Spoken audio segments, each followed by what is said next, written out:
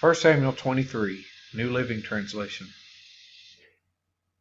One day news came to David that the Philistines were at Keilah stealing grain from the threshing floors. David asked the Lord, "Should I go and attack them?" "Yes, go and save Keilah," the Lord told him. But David's men said, "We're afraid even here in Judah. We certainly don't want to go to Keilah to fight the whole Philistine army."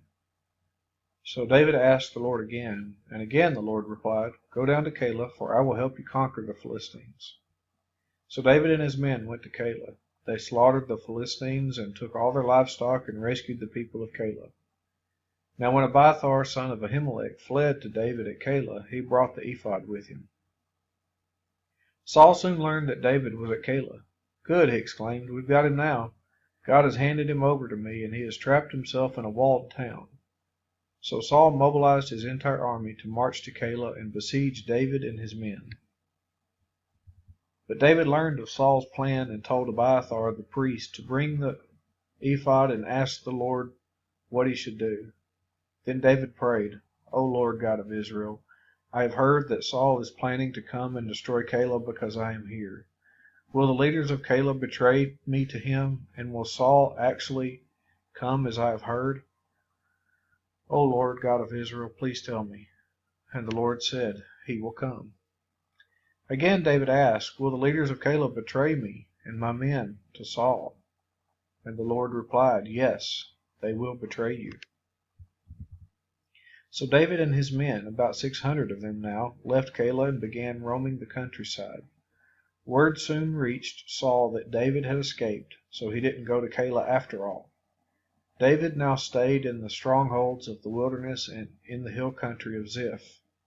Saul hunted him day after day, but God didn't let Saul find him.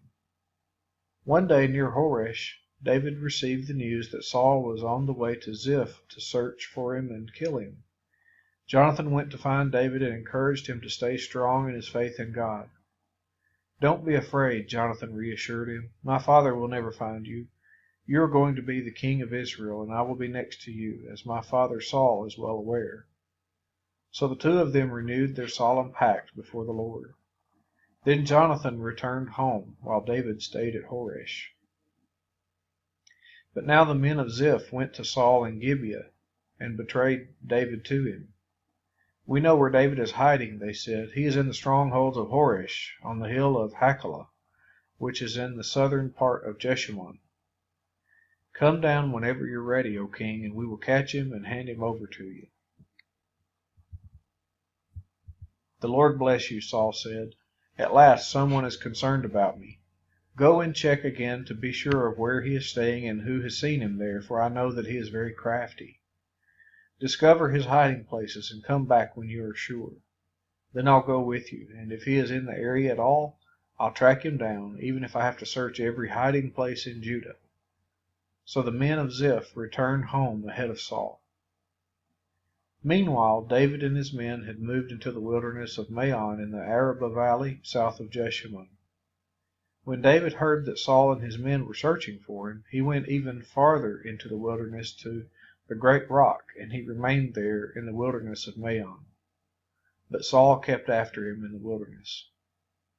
Saul and David were now on opposite sides of a mountain. Just as Saul and his men began to close in on David and his men, an urgent message reached Saul that the Philistines were raiding Israel again. So Saul quit chasing David and returned to fight the Philistines. Ever since that time, the place where David was camped has been called the Rock of Escape. David then went to live in the strongholds of En-Gedi.